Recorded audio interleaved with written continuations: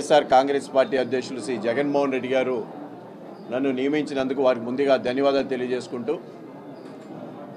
ఈరోజు రాష్ట్ర ప్రభుత్వం ఏర్పడిన తర్వాత 5 సంవత్సరాల్లో ముఖ్యమంత్రిగా జగన్మోహన్ రెడ్డి గారి పరిపాలనా విధానాన్ని ఈ రాష్ట్ర ప్రజలందరూ కూడా చూశారు. ఎవరైనా ముఖ్యమంత్రి స్థానంలో ఉంటే ఈ రాష్ట్ర ప్రజలందరూ ఒక్కటిగానే చూడాలి. అది జగన్మోహన్ రెడ్డి గారు చేశారు.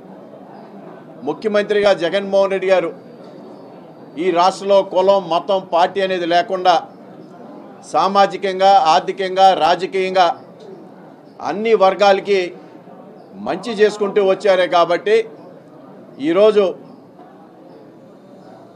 దేశంలో ఏ ముఖ్యమంత్రి ఏ రాజకీయ పార్టీ అధ్యక్షులు కూడా నేను మంచి చేస్తేనే నాకు ఓటేయండి అని చెప్పిన నాయకుడు ఎక్కడా కూడా భారతదేశంలో ఎక్కడా కూడా లేరు. అది ఒక్క ఆంధ్ర రాష్ట్రంలో గౌరవ ముఖ్యమంత్రి జగన్మోహన్ రెడ్డి గారు ఒక్కడికే ఆ ధైర్యం ఆ దమ్ము ఆ దక్కు ఆయనకు ఉన్నది. ఈరోజు రాజకీయంగా సామాజికంగా అన్ని వర్గాలకు అట్టడుగున్న వర్గాలందరినీ కూడా మరి ముందుకు తీసుకొస్తూ ఇవాళ మీరందరూ కూడా చూస్తుంటారు, ఏదైతే 175 సీట్లు 100 సీట్లు బీసీ ఎస్సీ ఎస్టీ మైనార్టీ వర్గాలకే కేటాయించడం వల్ల, అదేవిధంగా మరి గుంటూరు పార్లమెంటరీ నియోజకవర్గం వచ్చినప్పుడు ఏదైతే 2 నియోజకవర్గాలు రిజర్వేషన్స్ ఉన్నాయో 2 నియోజకవర్గాలు మరి ఎస్సీ వర్గానికి, 1 నియోజకవర్గం మైనార్టీ వర్గానికి, 2 నియోజకవర్గాలు బీసీలకి, 2 నియోజకవర్గాలు ఓసీలకి ఇవ్వటం జరిగింది. అంటే సామాజికంగా ఏ విధంగా రాజకీయ గుర్తింపు ఆయన చేస్తూ ఉన్నారో ఈరోజు స్పష్టంగా ఈ రాష్ట్ర ప్రజలందరూ కూడా చూస్తూ ఉన్నారు.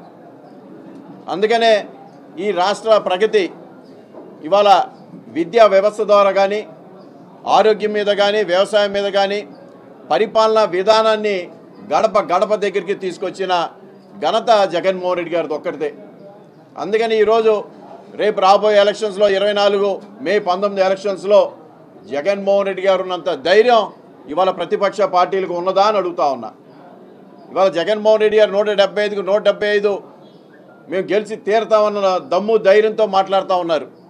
ఇవాళ ఎక్కడా కూడా ఈ రాష్ట్రంలో ప్రతిపక్ష పార్టీలు ఆ ధైర్యంతో మాట్లాడుతూ ఉన్నాయని అడుగుతా ఉన్నా.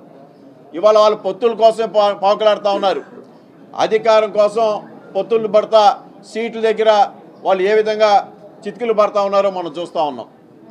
సామాజికంగా రాజకీయంగా ఆర్థికంగా లేదా సామాజికంగా ఇవాళ సీట్లు ఇచ్చే విషయంలో ఎక్కడైనా సరే ప్రతిపక్ష పార్టీలు మరి ప్రజలందరూ గమనించాలి, వాళ్ళు ఎక్కడ కూడా కనీస సామాజిక న్యాయం పాటించట్లా.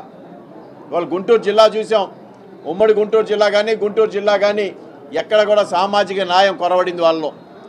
కానీ పేరుకే బయట గొప్పలుగా చెప్తూ ఉంటారు.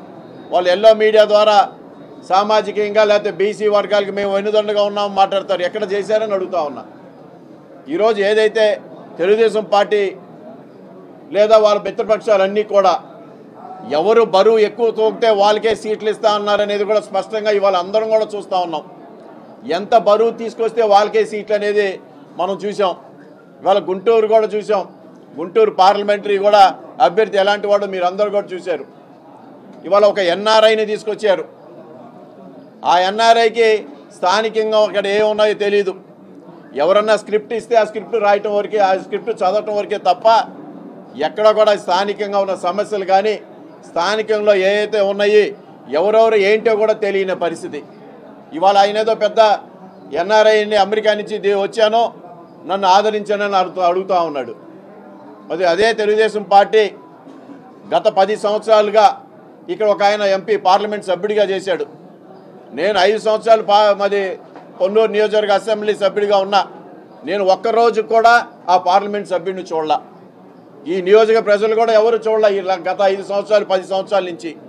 కనీసం కేంద్ర నిధులను తీసుకొచ్చి ఈ నియోజకవర్గానికి ఇదిగో నేను ఈ నిధులు తీసుకొచ్చానో ఈ నియోజకవర్గ అభివృద్ధి సాధించానని చెప్పడానికి ఒక్కట్లేదు. కేవలం ఎంపీ ఫండ్స్ కూడా పూర్తిగా వాళ్ళు వాడుకున్న సందర్భం లేదు. లేదా గుంటూరు పార్లమెంట్ నియోజకవర్గం ఎంతో కొంత అభివృద్ధి సాధించాల్సిన ఆవశ్యకత ఉంది. యావత్ ఆంధ్ర రాష్ట్రంలో గుంటూరు సెంటర్ ఒక ప్రధానమైన సెంటరు. అది రాజకీయంగా కానీ విద్యాపరంగా కానీ లేదు వ్యాపార పరంగా గుంటూరు ఒక ప్రత్యేక స్థానం ఉంది. కానీ అలాంటి స్థానాన్ని వాళ్ళు నిరాదరణకు గురి చేశారు. గొప్పలు మాటలు చెప్పారు, పరిశ్రమలు పెడతా అని చెప్పారు, లేదో ఏదో ఎంతోమందికి ఉద్యోగ కల్పన చేస్తూ ఉన్నారు. ఎప్పుడైనా చేశారా ఈ గత 10 సంవత్సరాల్లో అని అడుగుతా ఉన్నా. ఇదే తెలుగుదేశం పార్టీ పార్లమెంట్ సభ్యుడిగా ఉన్న అతను పరిశ్రమలో పెద్ద పరిశ్రమ ఉన్న వ్యక్తి, ఒక్క పరిశ్రమ కూడా ఈ ప్రాంతంలో తీసుకురావడానికి అంత మనసు కలగల. కనీసం మనసు కలిగి ఈ ప్రాంతంలో ఒక పరిశ్రమను తీసుకురాకపోగా ఉన్న పరిశ్రమను కూడా అవతలకు మార్చి మరి ఏ విధంగా ప్రభుత్వం మీద బురదేశారో మీరు చూసి ఉంటారు. అదేవిధంగా ఈరోజు డబ్బుల మూట బరువును బట్టి ఇవాళ ఇక్కడ ఒక అభ్యర్థిని తీసుకొచ్చారు. మరి ఆయన ఏ విధంగా మాట్లాడుతున్నారో మీరు చూసుంటారు. నేను ఎవరికి భయపడను, అవసరమైతే తుపాకీతో కాల్స్తానంటాడు. ఎవరు భయపడమన్నారు? తుపాకీ కల్చర్ అమెరికాలో ఉండొచ్చు, కానీ గుంటూరులో ఉన్నది గుంటూరు మిర్చి కారం. ఇక్కడ ఏదైతే వాస్తవం ఉన్నదో వాస్తవంతోనే మాట్లాడతా, ధైర్యంగా మాట్లాడతా. ఎక్కడ కూడా అబద్ధాలు మాట్లాడే అలవాటు నాకు లేదు.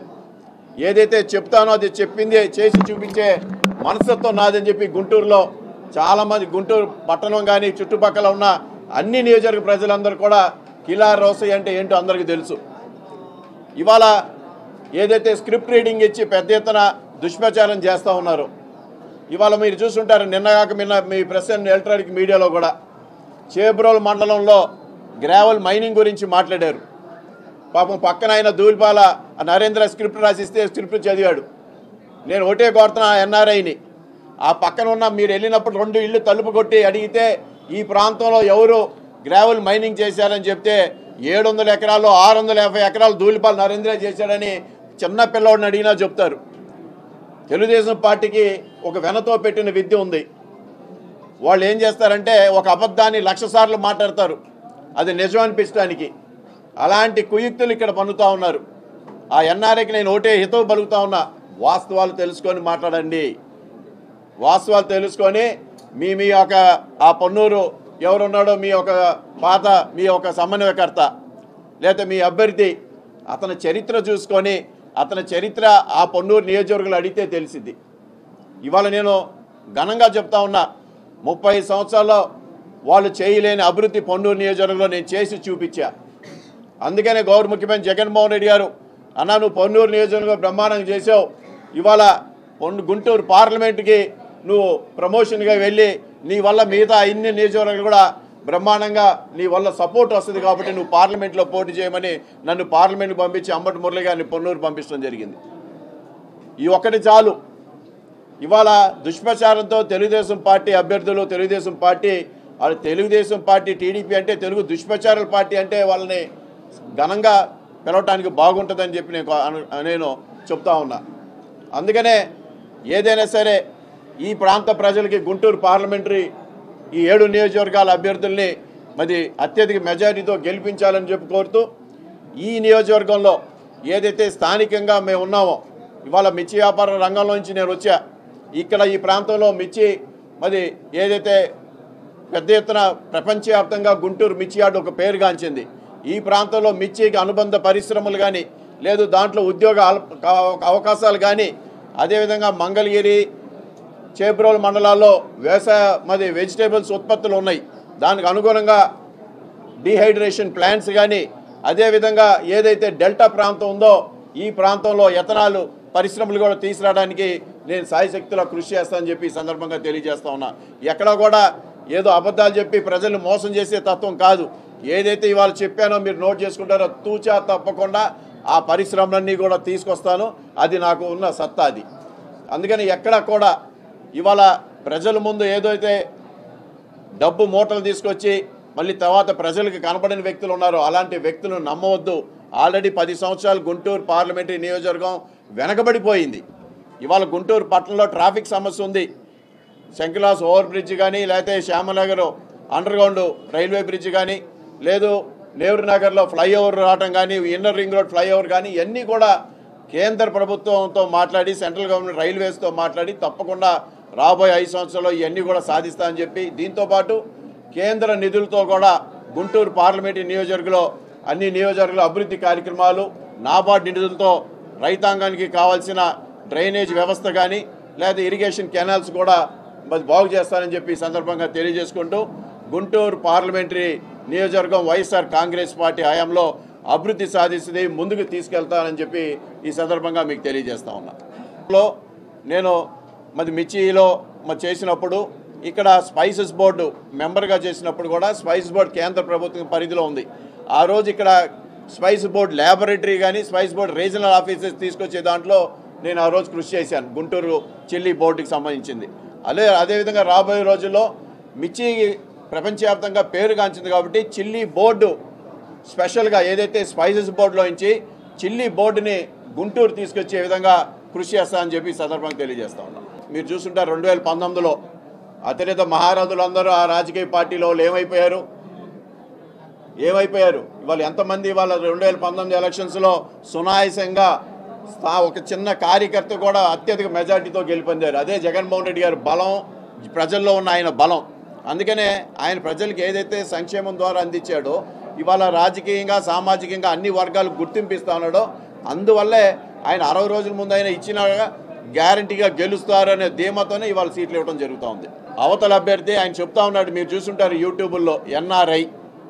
ఆయన ఎంతసేపటికి నేను అమెరికా నుంచి వచ్చాను, అమెరికాలో లాగా ఇక్కడ స్కూల్స్ యూనివర్సిటీస్ కడతా ఉన్నాడు. మీరు అందరూ కూడా గమనించే ఉంటారు, చాలా చోట్ల ఆయన యూట్యూబ్లో ఎన్నిట్లో చెప్పడం జరిగింది. అంటే ఇక్కడ ఉన్న స్కూల్స్ పనికిరావని ఆయనకు అర్థం. ఇవాళ తెలుగుదేశం పార్టీ హయాంలో ప్రభుత్వ పాఠశాలలో కనీసం సున్నం కొట్టిన సందర్భాల్లో, కానీ ఈరోజు జగన్మోహన్ రెడ్డి గారు వచ్చినాక నాడు నేడు కింద ఇవాళ ప్రతి ప్రభుత్వ పాఠశాల బ్రహ్మాండంగా ప్రైవేటు పాఠశాల కన్నా ఎక్కువగా తీర్చిదిద్ది ఇవాళ ప్రజలకు అందుబాటులో చేశారు.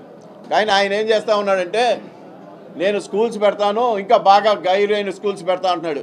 ఇవాళ జగన్మోహన్ రెడ్డి గారు ఇవాళ నాడు నేడు కింద ఈ యావత్ భారతదేశంలో ఏ ప్రభుత్వం కూడా ఖర్చు చేయనటువంటి విద్యా వ్యవస్థలో 73,000 కోట్ల రూపాయలు ఆయన విద్యా వ్యవస్థలో ఖర్చు పెట్టారు.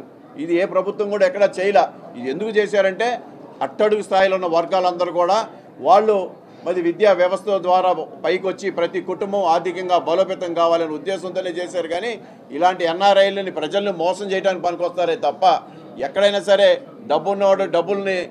డబ్బున్నోడికే లబ్ధి చేకూరుస్తాడు. అంతేగాని జగన్మోహన్ రెడ్డి గారు లాగా ఇవాళ రాష్ట్రంలో అట్టడికి స్థాయిలో ఉన్న ప్రజలందరికీ మంచి చేస్తూ ఉన్నాడు. అందుకనే నేను ఒకటే చెప్తా ఉన్నాను, స్థానికంగా ఈ ప్రాంతంలో మేమనేది ఒక గుర్తింపు ఉంది. మేమే కాదు, ఇవాళ జగన్మోహన్ రెడ్డి గారు బ్రాండ్ ఇమేజ్ చాలు మాకు. అందుకనే స్థానికంగా మా పక్కా లోకల్ అనేది మాట మేము ఎందుకు చెప్తా ఉన్నాం అంటే ప్రజల్ని వాళ్ళు మోసం చేస్తూ ఉన్నారు. బడా పరిశ్రమలు మాకున్నాయి, మాకు వేలాది కోట్ల రూపాయలు ఉన్నాయని చెప్పే ఈ వ్యక్తులు సామాన్య ప్రజల యొక్క కష్ట నష్టాలు వాళ్ళకి ఏం తెలుసు అని అడుగుతా ఉన్నా. వాళ్ళకి ఎక్కడ కూడా సామాన్యులు ఒక కష్ట నష్టాలు, సామాన్యులకి ఏం అవసరం ఉన్నాయో వాళ్ళకి ఎక్కడ తెలియదు. అందుకనే తెలుగుదేశం పార్టీ మరి చూస్తుంటారు, బాగా బరువు ఉన్న సంచులు ఉన్న వాళ్ళకి అభ్యర్థులు ఎన్నుకుంటూ తీసుకొస్తా ఉన్నారు తప్ప జగన్మోహన్ రెడ్డి గారు లాగా ఎక్కడా కూడా సామాజికంగా అట్టడుగు స్థాయిలో ఉన్న కార్యకర్తలు కూడా సీట్లు ఇచ్చిన ఘనత ఇవాళ జగన్మోహన్ రెడ్డి గారిది. అంటే మొట్టమొదటి రోజు కాబట్టి అందరం కూడా కలిసి ఏదైతే 7 నియోజకవర్గాల్లో కూడా అన్ని నియోజకవర్గాల్లో పర్యటించి అక్కడ ఉన్న స్థానికంగా అందరినీ కలిసి ప్రతి ఒక్కరిని కూడా వైఎస్ఆర్ కాంగ్రెస్ పార్టీ జగన్మోహన్ రెడ్డి గారి నాయకత్వాన మరి అన్ని స్థానికంగా అన్ని నియోజకవర్గాలు పర్యటించి అక్కడ ఉన్న స్థానికంగా ఇంకే అవసరాలు ఉన్నాయో అవి కూడా గుర్తించి రేపు వైఎస్ఆర్ కాంగ్రెస్ పార్టీ అధికారం వచ్చినాక ఆ సమస్యలు కూడా తీర్చడానికి మేమందరం కూడా ఉన్న మా ఎమ్మెల్యే అభ్యర్థులు అందరం కూడా సాయశక్తులా కృషి చేస్తామని చెప్పి తెలియజేసుకుంటూ మీరందరూ కూడా అతి తక్కువ టైంలో మిమ్మల్ని అందరూ కూడా ఆహ్వానించినందుకు మేమందరూ కూడా మనస్ఫూర్తిగా మీరందరూ వచ్చి ఈ యొక్క ప్రెస్ మీట్కి బ్రేక్ఫాస్ట్ వచ్చినందుకు అందరికీ ధన్యవాదాలు, నమస్కారాలు.